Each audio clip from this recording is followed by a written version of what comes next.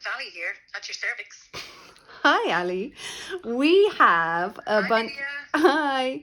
We have a bunch of questions here from our mamas and mamas to be, and we wanted to fire them at you real quick in a round that we like to call 1 Minute Midwife. Are you up for it?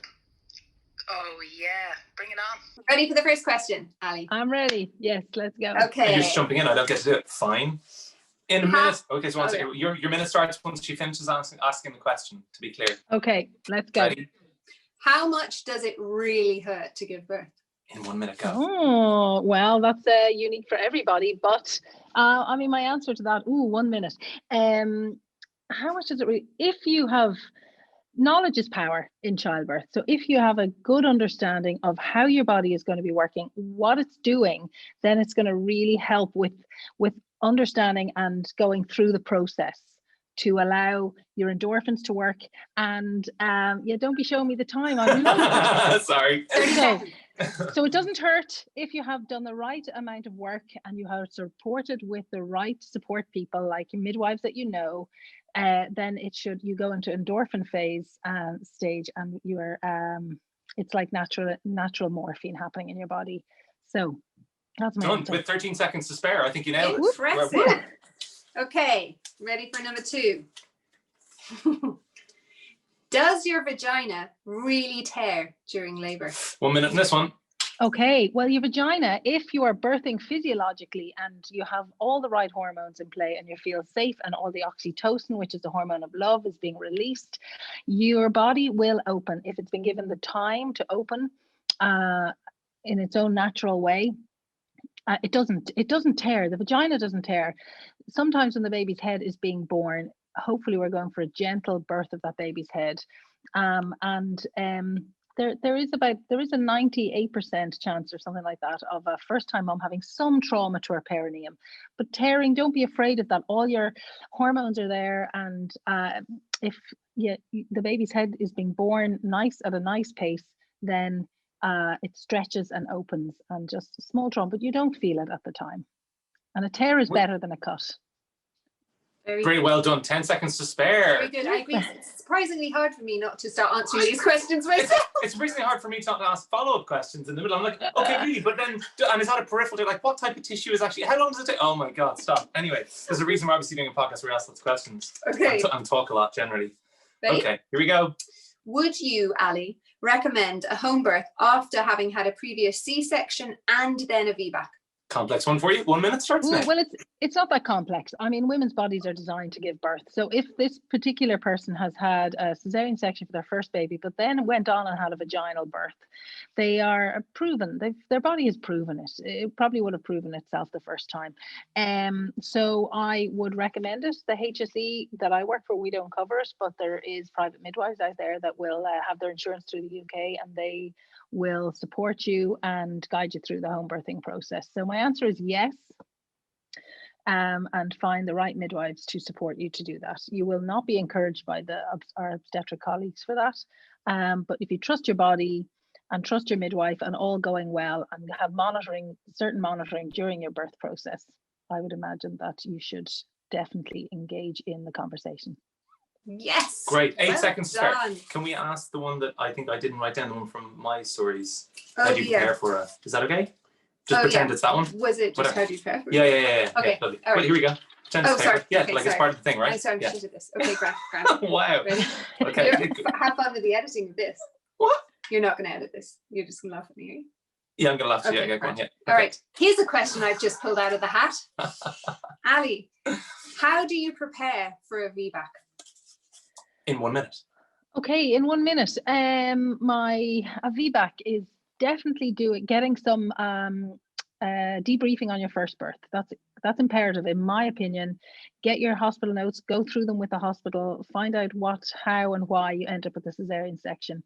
Then go in for deep. There's some birthing from within workshops or birth trauma workshops or whatever it is that brought you to the cesarean section. Go in and really look at that and really find out. And then put your belief and your trust in your body and find care providers that will support you and be there and debrief and have conversations about your cesarean section. and then and preparing you to birth physiologically this time. That would be crucial. The trust in your body is crucial. So that's how I would prepare for it. Well, perfect. You're really good at this. That was like 5 seconds to spare. It's like you had the timer in your head. No, do you know Obviously what done it this is? before. No, I'm a midwife, and so when we have a thing called an APGAR score when a baby is born. So we give it a scoring of how it is at 1 minute of life and how it is at 5 minutes of life. So I think, I don't know, maybe that 1 minute of the It's in APGAR there. score has come in. It's like, well, how does this baby really look now? Oh, it's only been 25 seconds, or or maybe I'm Oh, always going into the wow. minutes. I don't know. That's That's really probably a interesting. load of rubbish, but there we Who go. knows? I feel That's exciting. let's keep testing the theory. Yeah. more. Okay, ready? Does the deep breathing stuff really work? Oh, In for sure. 1 minute. Yes, and yes. Breathing is your main key to birthing your baby. Okay, so I would strongly recommend when you're doing your pregnancy yoga or whatever birth preparation that you're planning on doing, that you do some breath work. Breath, in my opinion, keeps mamas calm, keeps the situation calm, keeps the oxygen flowing, and it will get you through to meeting your baby. It keeps you focused. So when you're focused on your breathing, you're not focused on the discomforts or the physiology that maybe is happening. So I am a firm believer in the breath work for birthing. Well done. Beautiful. How many seconds do you reckon you have to spare on that one? About 8, I'd say 8 or 10. Well, 18. Close enough. Pretty 18. good. Okay. So you can talk a little. How about I give you a 5 minute second? 5 seconds. 5 minutes. Yeah. Sorry. 5 Yeah, seconds. do. Yeah. Yeah, So Do then that. you'll Just so you know you got to wrap up. Yes, Okay. keep talking Yeah, until we yeah, get 5 okay. seconds. Okay, great. Why did you become a midwife, Ali? In 1 minute. Oh, I said okay. it took more than a minute to work this one out. Yeah, right. Okay. Why did I become a midwife? I became a midwife. I think I always wanted to be a midwife. I got accepted to do midwifery 21 years ago, and then I found out I was pregnant with my first baby, so I decided not to study and be a full-time mom. Then I had 4 babies, and in those, 3 of them were born at home, and I always knew. I was a doula to another friend, and I remember thinking, I want to know what that midwife is thinking. I want to know what that midwife is thinking. And so then through the birth of my babies at home, I knew that every woman should have the experience that I had, that one-to-one care, and the just the midwifery skill at home. And so off I went into UCD and Hollis Street to do that. That was for sure. That's how I think I always knew. And then after it, I just knew that that's where I was going to go. And here I am. Well done. 2 seconds to spare. Nicely done. Oh.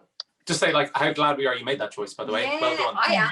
That's a big deal. Well, I am. she's a lot more specifically glad, but I really feel like I've learned a lot from you, even in my the couple of conversations we've had. And it's great what you're doing, and you clearly it's lovely when you see the person who's found their furrow. I suppose it's great. Yeah, so nice. Yeah. And so nice because anytime I posted about us chatting to you or different things I'm doing, people always message going, oh, midwife Ali, I love her, she was at my birth, or she was my midwife, or she's so great. And yeah, people always say that, and I know. I was like, I sat on her for my whole birth. Yeah, I know, it is lovely. And you're reminding me, because I've been out of the loop now for 2 or 3 weeks, and now it's like, oh, you know the way when you forget like where you work and how you work, and it's like, oh God. And so today is so great to be talking to you guys. And then yesterday I had a big long call with my colleague Nanny, and we're like, yay, we've got these mamas all coming up between us. We've 5 mums for January, and we're like, come on, bring it on. We'd love a good birth. We just need a good birth under our belts, and we'll be smiling and swinging. That's interesting, isn't it? Yeah, it's a little bit of like a compulsion, but I guess it's your purpose. So like, I certainly feel like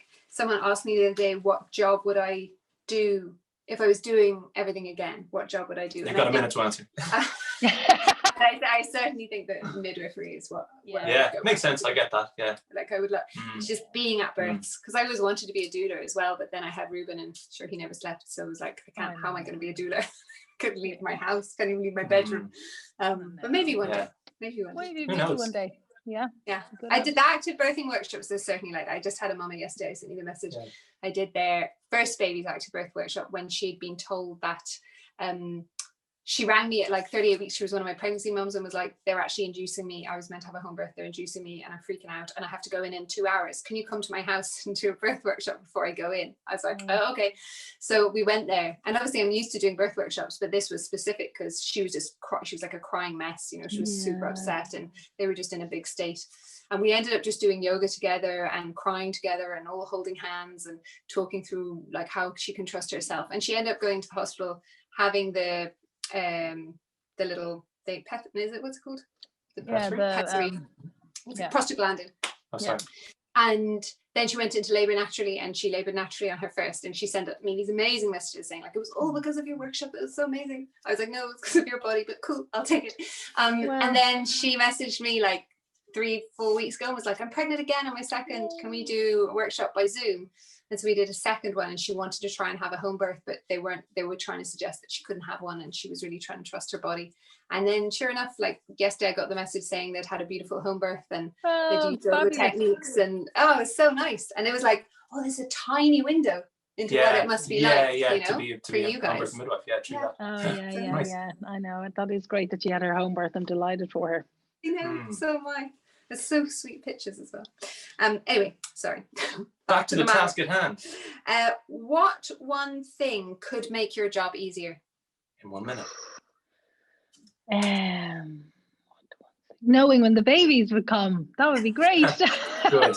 That only took about 7 seconds. Yeah, I know. I mean, obviously, that would be wonderful if we could just go to bed knowing, oh, I'm going to sleep through the night tonight, or, you know, those type of things. So that's very funny. But realistically, what would make my job easier?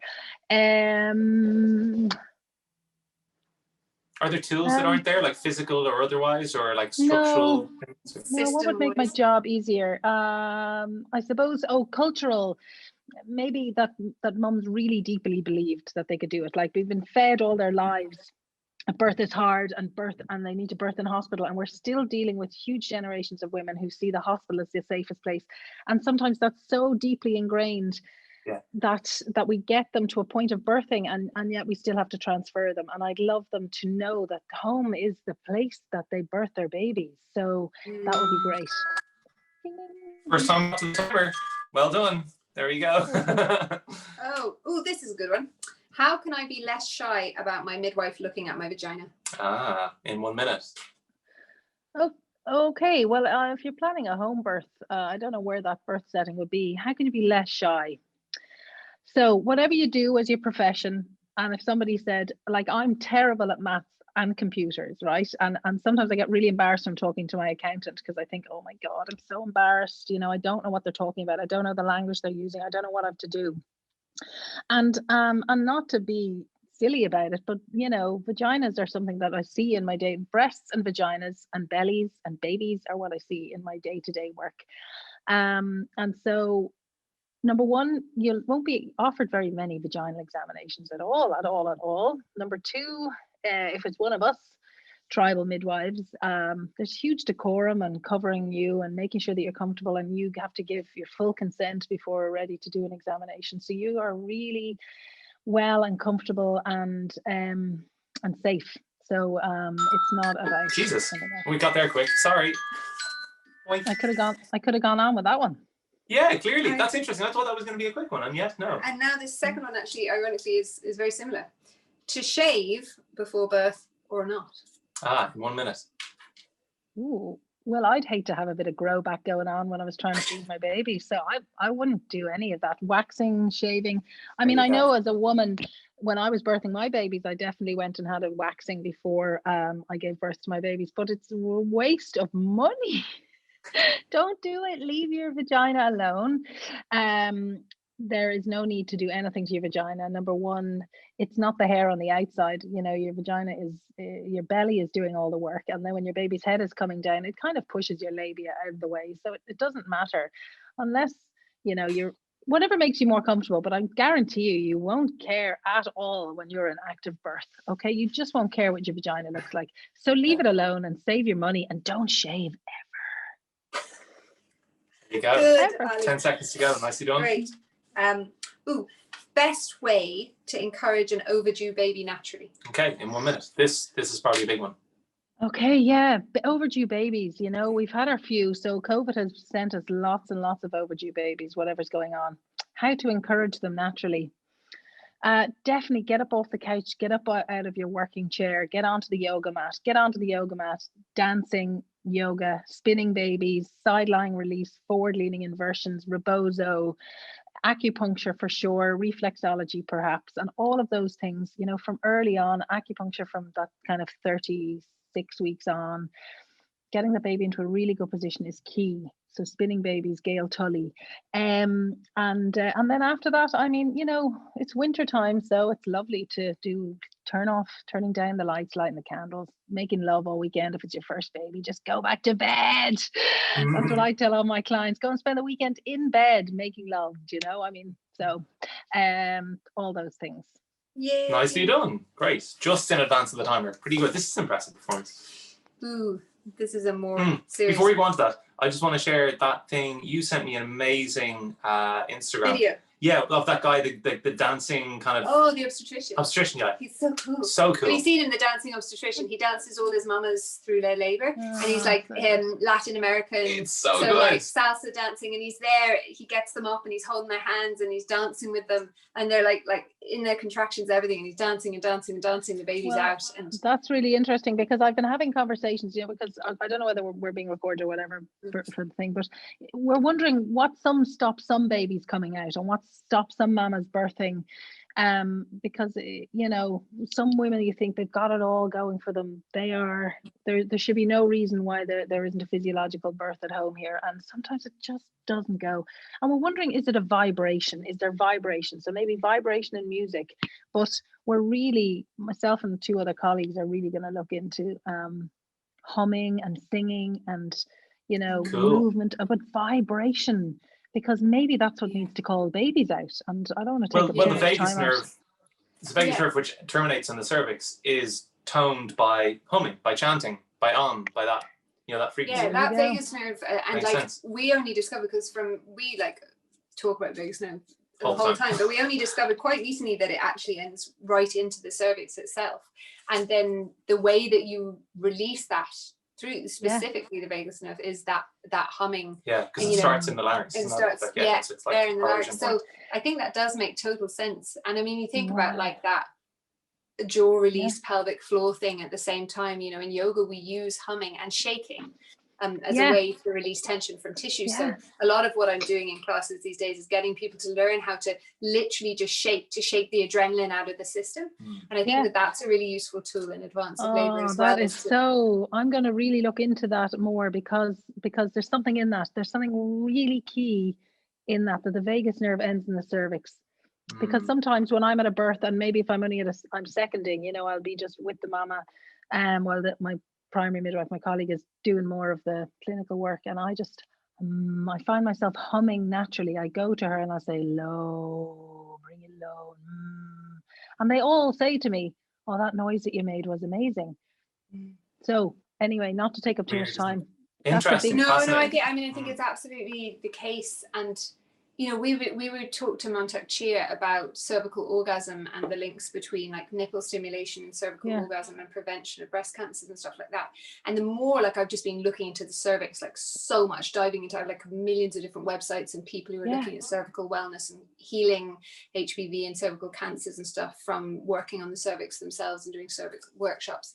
And it's just such a fascinating thing, because it's really the seat of safety and safe boundaries, right? So it's like the cervix isn't going to open if there's any feeling of I'm not secure. And then maybe it's like the case that like part of the, and I remember you talked a little bit with me and Don, but I've been thinking that maybe it's the case that before birth there needs to be like a sitting in ceremony with the couple, or just with the woman in a woman's circle, and like talking through those fears, those deep-rooted fears about self-image, all of those kind of stuff, and then there's that held space for the cervix to be able to go, you know. I know, and even Michel Audin, he's a French obstetrician. He brought in water birth in France back in the 70s and stuff like that. He was famous in the birthing bit, but he used to bring all the mothers around the piano to do singing around the piano every morning. And so anyway, I've work to do. on But vibration. Yeah. also there's the hoovering thing, right? Because like they've always talked about like how it's really important to hoover. Like traditionally they would have been like sending women to hoover their house. And I always was thinking about that as being like the action of the hoovering, but maybe actually the vibration of the hoovering was a thing as well, because it's really like when you're Wow. hoovering, there's a lot of vibration. You know that Japanese Takahashi, what's his name, Joyce Childworth Changes the World. Have you read his book? No. Oh, it's amazing. He has this birthing center in Japan. It's like the lowest rate of intervention in the world, Okay. lower than Ainama's. And it's like right in the middle of the woods, and women have to go there and they stay there for the month before their birth. And he has them like scrubbing floors, chopping wood with axes, doing these daily walks, Wow. preparing the rice grains, all of that kind He's of the actual stuff. Mr. Miyagi of the birth world. Yeah, he's amazing. Yeah, Mr. Yeah, That's it's totally mad. that. That's And incredible. they and these women just really like, they just pop them out. Is this possibly, are we just like incidentally just happened upon the origin of the patriarchy, that actually the reason why the patriarchy started is because women started doing housework because it was discovered that they were having more successful births? I don't think so, but there we go. And then we're like, ooh, good, we found a way to works. harness this. Exactly. Yeah. No, Only because women. the patriarchy would have kept her there doing the housework, but instead they were like, That let's is bring the her truth. into hospital and hook her up to all these machines here and take away the So she can get back Nah. quicker to do the Yeah. That's the truth. That is the truth. I love it. Okay, let's I get back don't to love it. Nobody loves it. Question me up. pause so we can. Here we go. Okay, 1 second. I'm going to unlock your little phone here. Oh no, that's good. We don't have to. Here we go. Yeah, Okay, perfect. ready? Okay, yep. Ali, is the birthing system broken? In 1 minute. In That's no 1 answer. minute. Well, the answer is yes, from my perspective. I mean, I don't believe that people go to work at all in the hospital or anything like that to do any harm, but they don't realize what's happening right now. I think there's a huge blindness. There's a huge will, but with it in front of that will is blindness. So I think, yeah, it is broken. I think, but we're seeing during COVID that the clinics have all, been dispersed. So women are being seen individually rather than waiting like cattle in hospitals waiting to be seen. None of that's happening anymore. But the women are still not being seen as kind of individuals. So I think there's a lot of goodwill, there's a lot of wanting, but there's a blindness of that. Yeah. So yes. Can I, just as a follow-up question, do you think a system in which we pay taxes as we do, as the rate that we do, and in which we decide to focus our spending on the things that we focus our spending on, can we actually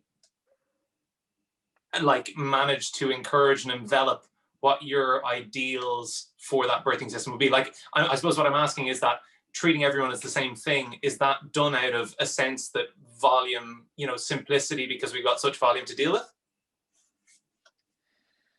I think yeah, it does come down to money. It always comes down to money. So the volume is that how can we pay these doctors to see all of these women in this time and to make it so. I don't know whether I'm answering your question, but I think money is the massive key to that.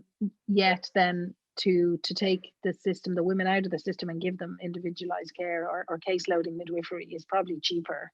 But fear and obstetrics and money all stand in the way of all of that. I remember Leia from Nua was saying, sorry to another aside, I know it's supposed to be quick, but from Nua was saying that in Germany, where they have doulas as part of their actual state mandated birthing system, she was saying they see the economic result of it as a positive because they know that women have better outcomes, there's less medical outcomes that cost the state more, and women are back to being functioning members of society, whatever, back to being There's working. This trauma, and trauma and long-term and all the trauma. costs are basically reduced, which is interesting, isn't it? Yeah. Well, It's like it's a whole scary, mindset. but you know what pays into the exchequer are the big pharma companies. So This we're is a back big to root that. of a lot of the stuff that we'd love to talk more about, and possibly we're all a bit hand-tied about. Yeah, we are. Yeah. Okay, enough said. Sorry for that. Great, but thank you. Ali, what's been the best birth? Try it again. Yeah, good. Okay. Try it. Do Sorry, over. listen, What's the burst? Ali, what's been the best moment of your career? In 1 minute. Oh, the best moment of my career. The best moment of my career was realizing that when I went into midwifery, 2009, and I was, I don't know, 35 or something, and I said, okay, I have 10 years to dedicate to my life, to dedicate to getting to becoming an independent midwife. And I realized that when I was going out as an independent midwife 2 years ago, that it was actually 10 years pretty much to the date that I said, oh, I can do that. So that on that level. And the best thing is, you know, every family and every birth and every home birth then is like, that's the best bit. You can't have one best bit, because every family brings a different dynamic and a different relationship. But when a baby arrives, and the best bit is when we sit around and we have this birth pause. It's this calm moment around the birth. And I never really experienced that in the hospital, because there's always somebody rushing in and rubbing hard with the towel or stuff like that. So the birth pause is probably my best. And my birth. Dang. And Lydia's birth. Yeah, Lydia. Just to be clear, I'm none better than any better. Well, mine is better. What is it? What's that George Orwell Animal Farm thing? Some pigs are better than others, and that. Yeah. I don't know. Pigs are really smart. You love pigs. Didn't go well. You love pigs. What are you saying? Pigs aren't cool? No, They're beautiful I don't animals. feel like I'd like to be likened to a pig. They're cool. Do you think I look like a pig? No, Do we I weren't smell going like with a aesthetics. pig? Do I eat like a pig? I definitely smell like a pig right now. Let's reverse that. Okay. Okay. In 3, 2, 1. What if a mother came to you and she could only read one book in her pregnancy? What book would you recommend? In a minute. Maybe one of the Ina May Gaskin books, one of her childbirth, Birthing Matters, maybe, or something like that. I'm looking up at my shelf here. Yeah, or maybe The Scientification of Love by Michelle O'Donnell. That's another favorite one of mine. It's about oxytocin and the hormone of love. But Nice. yeah, a book. That's I'm gonna think about that one and get back to you for the next time. Okay. So I am. Good. Right up. Okay. Ina May Gaskin's Guide to Childbirth, I think that's. Yeah, or Spiritual Midwifery or something like that, Yeah. probably. Oh, how many women poo during birth? There you go. In a minute. Okay, the poo question. Mainly, very few women poo in birth. Also, we like to see poo because we're midwives. So when we see poo, we know the baby's head is coming down. But usually there's no poo left, and also the baby's head closes off, puts pressure on the rectum, so it flattens the rectum, and there's no room for poo. And we're midwives, we do body fluids of all sorts. So poo is really, really nothing, except it's a good sign your baby's head's coming. So keep the poo coming. That's what we like to say. Great. Good. Nice. What is the biggest lie that's around birth? In 1 minute. That it's painful and that you can't do it. That the biggest lie is that it's something to be afraid of. Birth is not something to be afraid of. Birth is you need to be speaking to the right people if you're afraid of birth, because it's your right and your passage to be supported and loved and know that you can do it and that you're trusted to do it. So the biggest lie is that that women aren't trusted to do the job that they're designed to do. And the biggest lie is fear. So work on getting through the fear, knowing it's challenging. I mean, it's not orgasmic 99% of the time. But the biggest lie is that you can't do it. You can do it with the right people around you. You can do it. Cool. Good things. Okay, 4 more, I think. Oh, written We've done that one. Done Oh, that. great. Oh, 3 it's more. good, written off. What is the funniest thing you've ever witnessed at a birth? Oh, jeez. Oh, there's a few. Good, there's a few. We can give you 5 minutes on this if you want. No, I don't think there's funny things that have happened. So one day I was at this birth and the mama was birthing, it was her 3rd baby, so it wasn't hanging around, and she wanted to have a water birth, and I was trying to get the pool liner on the pool with the dad so we could fill it up, and we were just falling all over the place. So that's not really a birthing story. There's generally not funny birth stories because they're not particularly funny times. They're fairly intense, beautiful, loving times. So we don't have funny things, but usually it's around a partner or a kid or a dog or something like that. But so the liner one way up in Louth, County Louth one night was probably my funniest moment, sweating trying to get this liner on a pool. So now I just tell them you have to have the liner on the pool before I arrive, because I can't do that. I am not the liner lady. Yeah, not the liner lady. So yeah, I'm sorry that there's not any funnier ones, but birth is usually fairly intense, you know. Yeah. Okay. Will my partner look at me the same way again after having seen a head come out of my vagina? Well, hopefully, if you've had the most beautiful, gentle, powerful birth, the partners actually, they astound me. I ask clients, can I take photographs during the birth? Only to capture the moments of when your partner is looking at you with absolute love and support and overwhelming gratitude that you're doing this for your family. So yes, and more. I mean, you are a superwoman, and actually you'll be known as superwoman and kept there hopefully longer than our other sisters have been kept after childbirth. So yeah, I think in the right environment and the right type of birthing thing, it's a very powerful, loving place to be. Sometimes there can be trauma after childbirth, so you need to debrief on that. You don't just want to have one baby, you want to be able to have more. So but for sure, you are a goddess. Good stuff. You're a goddess. That's a good one. That's We nice. should probably finish on that bit. I don't know. Oh, this one's funny though. Oh no, good. Okay. Okay, that's last good. A little bit of levity to finish off. Do women really yell mean stuff at midwives, and do you hate them for it? 1 minute. So generally not. I haven't experienced it. I mean, women, I always think you only getting to know them in the birth process or when they're really going into active birth, and most of the time so they'll either, like I always ask them antenatally, like, what do you like when you're sick? You know, so when you're sick, do you go off somewhere and you're quiet somewhere, or do you need support, or do you need to cry and be loved and rubbed? So I get a sense of that, but I generally haven't had too much. I've had one mother, first baby, and she told me to fuck off so many times, and I was actually shocked. But then in the end, she was like, I'm just really sorry. I was just really intense, and I was like, okay, because even during the birth, it was the one woman that I was like, oh my God, like, wow. But no, generally not. And there isn't space for that most of the time, except for this one fabulous woman who was really intense on doing her thing. And her baby was coming very quickly, and she knew what she wanted. So I had to allow for it. It was shocking. Brilliant. You make all sorts of concessions as a midwife, I would imagine. In fact, I know you do. Ali, that was so good. Yeah. Exciting.